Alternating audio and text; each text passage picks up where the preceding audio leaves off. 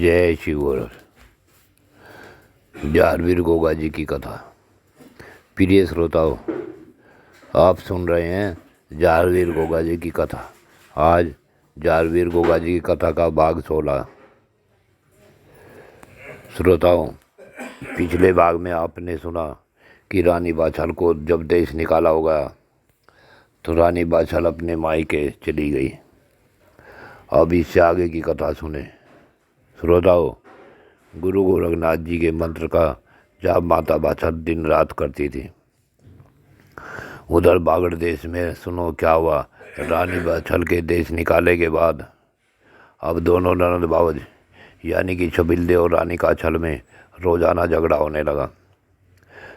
छबिलदे जब भी अपने पिताजी से रानी काछल की शिकायत करती तो राजा उमराव सिंह नज़रअंदाज कर देते।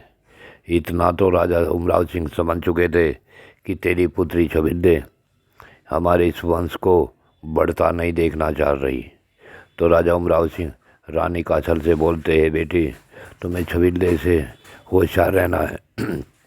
अब रानी काछल और छबिलदे का झगड़ा बढ़ता देख छबिलदे का पति बोला, रानी अब हमें यहाँ नहीं रहना चाहिए।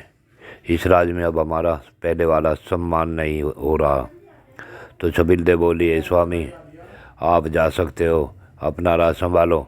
मुझे तो अब अपने पिता का बीज नाश करके ही सुकून मिलेगा। मुझसे जो हो सकेगा वह करूँगी। पति के समझाने पर भी जब छबिलदे नहीं मानी तो उसका पति अपने राज्य में चला गया और छबिलदे वहीं रुक गई। जब छबिलदे रानी काछल पर झूठे इल्ज़ाम लगाने लगी तो रानी काछल को अपनी बड़ी बहन बाछल की याद आने लगी। परंतु अब क्या करे। इसी प्रकार के रोजाना के झगड़े से गर्भ में पल रहे तीनों बच्चों परेशान रहने लगे। तो एक दिन गुरु गोरखनाथ जी ने काछल को सपने में दिखाया और बोले कि बेटी मेरे कहने के पश्चात भी तूने अपनी बड़ी बहन को धोखा दिया है। इसी कारण से तेरे जीवन में कलह शुरू हो गई है और पति के जिंदा होते हुए भी तू विधवा जीवन बिता रही है। जब तक तू अपनी बड़ी बहन से क्षमा नहीं मांगेगी और वह तेरी बड़ी बहन तुझे क्षमा नहीं करेगी तब तक तेरे जीवन में शांति नहीं हो सकती। तेरी ननद छबिलदे ने तेरी नौकरानियों को भी तेरे विपरीत कर दिया है। तेरी रक्षार्थ यहाँ कौन है? अब भी मेरी बात मान और अपने मायके जाकर अपनी बड़ी बहन को समझा कर ले आ, तो तेरा जीवन शांत हो सकता है। जब रानी काछल की आँख खुली तो रात्रि सपने के बारे में सोचने लगी। रोजाना के झगड़े से अब तो रानी काछल के सिर में दर्द रहने लगा था।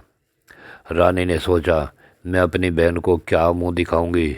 अब मैं अपने मायके कैसे जाऊं? मुझे कौन लेकर जाएगा?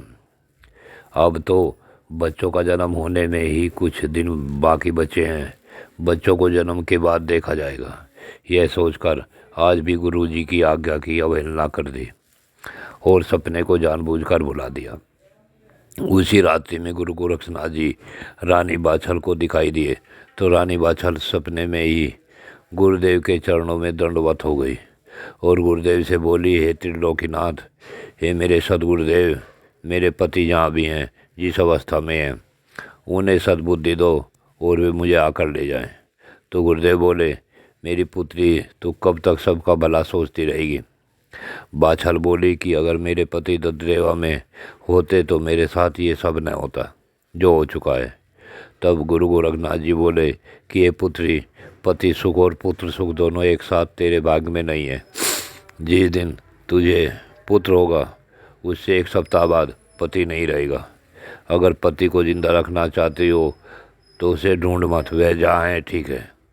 अगर पुत्र पैदा होने के बाद भी राजा जोरावर सिंह दद्रेवा आएगा तो भी एक सप्ताह के बाद उसकी मृत्यु हो जाएगी। पुत्र रत्न तुम्हारी तपस्या का फल है, राजा की तपस्या का फल नहीं। परंतु इतनी सुन बाछल के आंसू बहने लगे और बोली, मेरे सदगुरुदेव, आप इस प्रकार से समर्थ हैं कि आप अनहोनी को भी होनी कर सकते हैं। आप ही मेरी रक्षा करो तथा मैं पति को अपने निर्दोष होने का सबूत देना चाहती हूँ। गुरु गोरखनाथ जी बोले, ठीक है पुत्री, अब उठो और भजन कर। कहकर गुरुदेव अंतर्धान हो गए। अब बाछल की नींद खुली तो गुरुदेव के दर्शन पाकर अपने को धन समझने लगी। बाछल उठी और नहा धोकर अपनी भक्ति में लग गई। उधर गुरु गोरखनाथ जी दिन में राजा जोरावर सिंह के पास पहुँचे और देखा राजा जोरावर सिंह तो केवल हाड़ मांस का पिंजरा मात्र रह गए हैं, बहुत कमज़ोर हो चुके हैं। गुरुदेव बोले, राजन तुमने ये क्या कर लिया है? 9 माह होने को हैं, तुम बिल्कुल निस्तेज हो गए हो। अपने सामने अपने गुरु को देखकर जोरावर सिंह धीरे धीरे उठे और गुरु के चरणों में गिर पड़े और रोकर बोले, ये गुरु जी, जब हमारे भाग में संतान सुख नहीं था तो आपने बड़ा और इतना लंबा उपवास देवी बाछल से क्यों करवाया था? तो गुरुदेव ने राजा को सारी घटना से अवगत कराया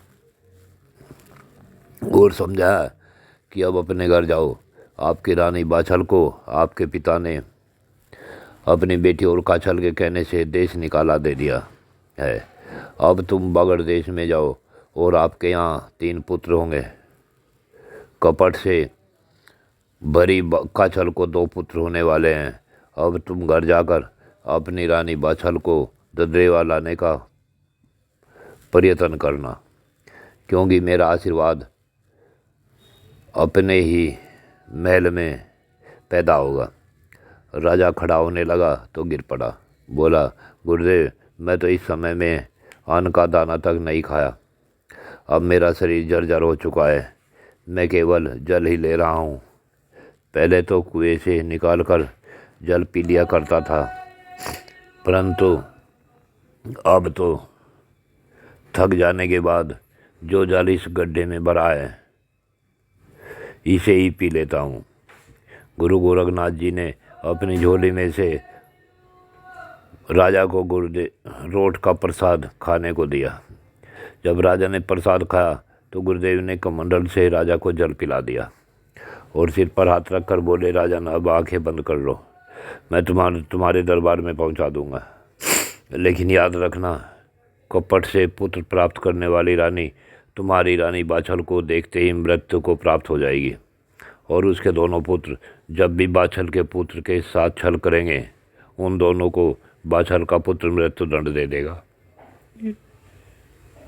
इतना कहकर गुरुदेव ने राजा को ददरेवा राज के दरबार में पहुंचा दिया।